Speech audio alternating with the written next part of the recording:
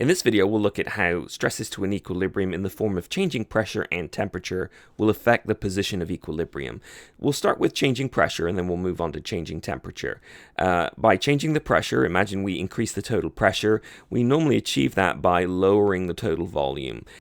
We can also decrease the total pressure, and normally we do that by increasing the volume. So remember, this is just Boyle's law.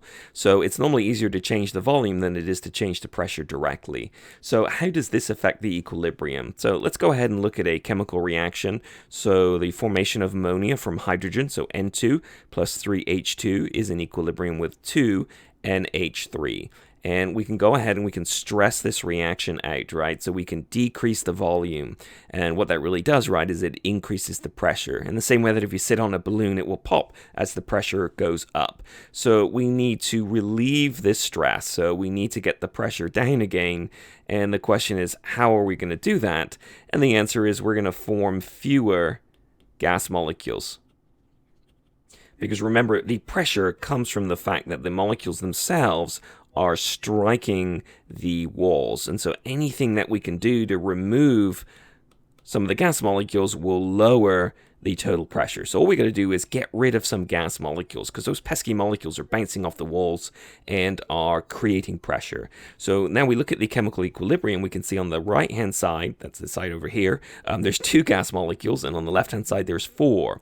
So if we took some nitrogen and hydrogen and converted it to ammonia, we would take 4 molecules and change it into 2. So we don't have to convert the entire reaction from nitrogen and hydrogen into ammonia, but we just need to turn some of it into ammonia. So this would mean that a shift to the right hand side would relieve the equilibrium. So a shift to the right hand side would take some of the nitrogen and hydrogen and convert it into ammonia.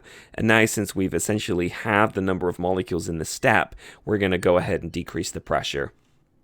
Now, if we look at changes to temperature, we got to think a little bit harder about these, because we need to go back and remember what it means when the enthalpy change is negative. And that means that we've got an exothermic reaction.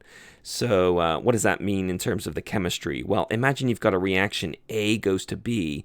If it's exothermic, it's as if the reaction is forming heat as a product. And what does this mean to the temperature change? Well, if we raise the temperature, you can think of it as essentially adding heat. And we would consider this to be a stress. So if we've got a stress, we need to relieve the stress. So if we've added heat, we essentially need to remove heat. So we can remove heat. Now, we can't just have the reaction lower in temperature, right? Although that would be very easy, right? But we've raised the temperature. We're not allowed to turn back and turn the dial down the other way. So we need to relieve the stress. So we need to actually get rid of some heat. And we can do that by taking some molecules of B and binding it with the heat and turning it into A. And essentially what we have here is a left-hand shift. So we essentially shift the equilibrium back. So we would get a shift to the left-hand side. Now, one of the interesting things is the equilibrium constant would be the concentration of B over the concentration of A. And actually, if we're shifting to the left-hand side, we're lowering the concentration of B, and we're increasing the concentration of A. So that means that the overall equilibrium constant is going down. So this is one of these nice things, actually. If we've got an exothermic reaction, and we increase the temperature, what that actually will end up doing is lowering the equilibrium constant. Now, also, we can do the same thing. If we lower the temperature, then essentially we are removing heat, and we can make more heat by shifting in the opposing direction. And so that's a shift to the right-hand side. That means that the concentration of B goes up and A goes down. And so now we get the reverse effect. The equilibrium constant would actually increase. So you should be able to go ahead and do the exact same thing for endothermic. So in an endothermic reaction, essentially heat is on the opposite side.